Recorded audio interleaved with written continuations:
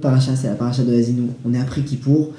Kippour ici, c'était une rencontre élevée et d'un niveau complètement différent ici qu'on a eu. Notre lien avec Dieu, il a changé, il a évolué. Et on sort de ce même Kippour et on rentre ici dans la paracha d'Azinu qui est en général toujours soit avant, soit après ce même Kippour. Ici, elle est essentielle parce que cette paracha de Azinu, elle permet d'un côté nous faire rencontrer au travers de la Torah elle-même la notion de temps, la notion d'histoire spécialement, et surtout, elle nous permet aussi de comprendre des notions aussi qui sont au-dessus du temps, même si elles se dévoilent dans le temps. Cette paracha de Azinu, c'est une paracha ici qui est prononcée par Moshe, et en fait, elle vient montrer en fait le lien, en partie le lien que le Ham Israël et aussi Dieu ici ont avec le temps et l'histoire. Ça veut dire que aussi le don de la Torah, il n'est pas seulement fait au Matan Torah d'un côté, il est aussi présent, notre potentiel et toute notre histoire et toute notre intériorité et même notre Torah et tout ce qu'on fait, tout ce qu'on apporte au monde, ils se dévoileront en fait finalement tout au long de l'histoire. Et donc en fait cette paracha, c'est notre lien, en fait c'est des prophéties, c'est de notre lien qu'on a à travers l'histoire. Les premiers mots de cette paracha déjà c'est Azinu, Hashamayim, Vadabera, Vetishma Haaretz Imrefi.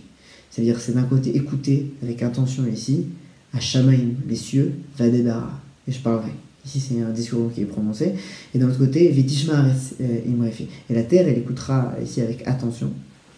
Elle écoutera ici, elle comprendra, pardon, on va plus traduire comme ça, Imrefi, les paroles de ma bouche.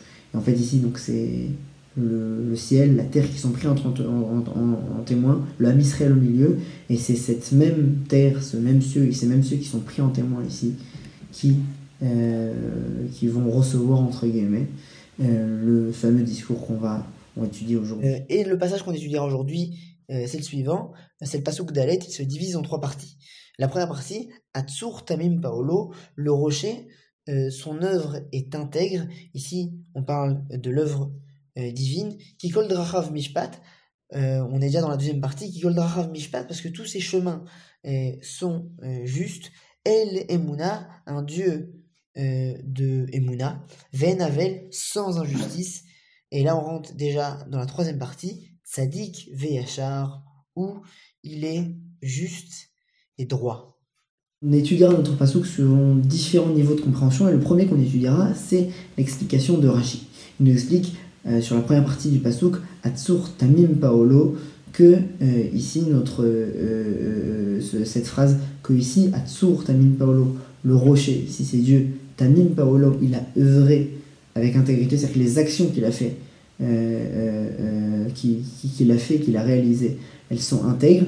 Rashi nous dit que c'est toutes les œuvres qu'il fait sur terre, même si ici elles peuvent être sous forme de rocher, sous forme de vaillance, sous forme de dureté, elles ne sont pas faites par énervement, comme les non-juifs pourraient le croire, ou expliquer que Dieu s'énerve, ou des gens qui n'ont pas étudié assez la Torah, ils pourraient croire que ici, en fait, qu'en gros, dès que le monde se comporte de manière négative, alors Dieu, il y a la colère de Dieu qui s'énerve, et il faut vraiment dire c'est une expression, non.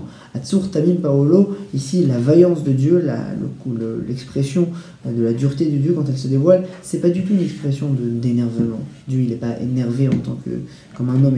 C'est qu'en fait, cette même expression de vaillance, de grandeur, de gvoura, d'héroïsme qui se dévoilerait chez Dieu, en fait, en gros, elle est faite avec une pure justice. Même dans les choses difficiles qui sont faites, elle est faite avec une pleine justice. De l'autre côté, Kikol Drachav Mishpat, El Emuna Ve'navel, c'est la deuxième passage du pasuk, que tous ces chemins, ils sont des lois, à savoir ici Mishpat dans le sens justice. El Emuna, un Dieu de Emuna, ici l'expression d'Emouna, c'est-à-dire la foi dans le sens où ici on peut lui faire confiance, dans le sens Léamin, de faire confiance, Ve'en Avel, et sans injustice. Et en fait ici, notre deuxième pasuk qui nous explique Rashi, en fait, c'est d'un côté El Emuna pour les justes, pour les tzadikim, Dieu c'est un El Emuna. On peut lui faire confiance que à la fin on peut se fonder sur lui pour qu'à la fin il fasse réussir les bons projets et qu'ils fassent réussir les tzadikim en fin de compte. De l'autre côté, ils savent qu'ils ont sur qui se fonder. De l'autre côté, Ve'en Avel, et ça c'est pour les Rachaim, que même les Rachaim ils prendront aussi genre pour pour leur méchanceté. Et même dans ce monde, les Rechaim aussi, et à la fin, la justice elle tombera aussi sur les Rechaim, même dans ce monde. Okay, et enfin, Tzadik Veyachar, ou que Dieu il est juste et droit. Et ici, Rachid nous explique que c'est que la compréhension de comprendre dans ce monde, dans l'histoire, à quel point Dieu il est juste, c'est pas seulement réservé à la vision du monde futur, etc. C'est que potentiellement, même les hommes, ils pourront à la fin, si on leur montre la grande image, ils comprendront à quel point Dieu il est vraiment juste dans l'histoire. Ça veut dire que c'est pas la compréhension de la justice de Dieu, c'est pas une justice qui est soi-disant divine et qui est impossible à atteindre. En fait, de comprendre comment Dieu il est juste dans ce monde, en fait, c'est possible, en fait, même à une façon de penser humaine. Okay, ça, ce sera l'explication de Rashi. Deuxième explication ici, elle sera apportée par le Aderet Elio. Alors dans la Chassidoute, on a une règle, quand on étudie un passouk de la Torah, on l'étudie selon toujours 3 angles, 3 niveaux de compréhension. Olam, Shana, Nefesh. Olam, c'est le monde, c'est-à-dire de manière générale dans le monde, l'espace. De l'autre côté, on a Shana. Shana, c'est le temps, ok, l'année, et Nefesh, c'est les individus.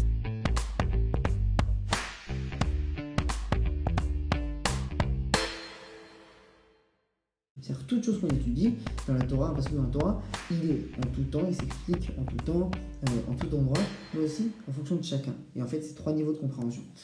Il nous explique que ici, il explique selon comment, par rapport à notre passouk qui se divise en 3, pareil, et bien en fait, ça montre comment Dieu il se dévoile selon ces mêmes 3 niveaux.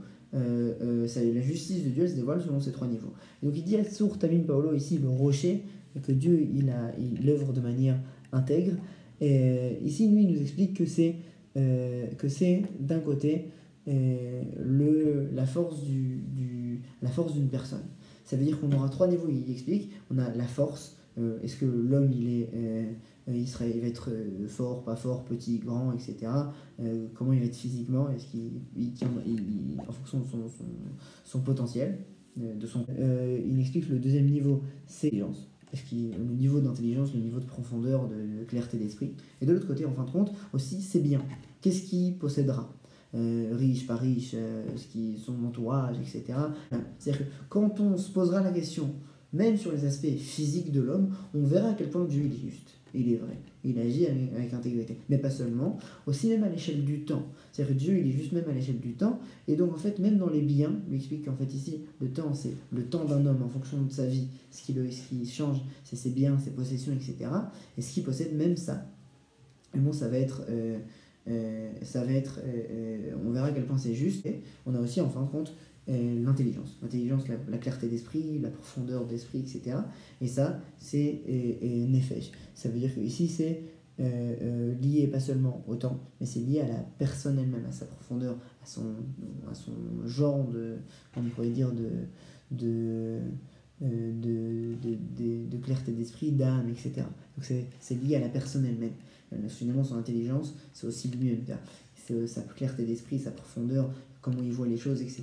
C'est lié à sa personnalité aussi, c'est lié à qui il est vraiment, à ce qu'il dévoile dans le monde. Et ça, c'est un cadeau qu'il donne que dans la nefesh, c'est-à-dire dans la psychologie qu'il nous donne, dans la personnalité qu'il nous donne aussi un niveau de compréhension, et un niveau de profondeur, et un style d'intelligence différent, et de compréhension différent. Et ça, c'est l'explication de la Aderet Elio. Elle se retrouve dans les différents mots qu'on a vus, c'est-à-dire qu'on a vu Atzur Tamim Paolo, la première partie que Dieu, le rocher, ici, il agit avec intégrité, c'est pour le corps, le corps de l'homme. Tzadik Vehachar, ou ici, Tzadik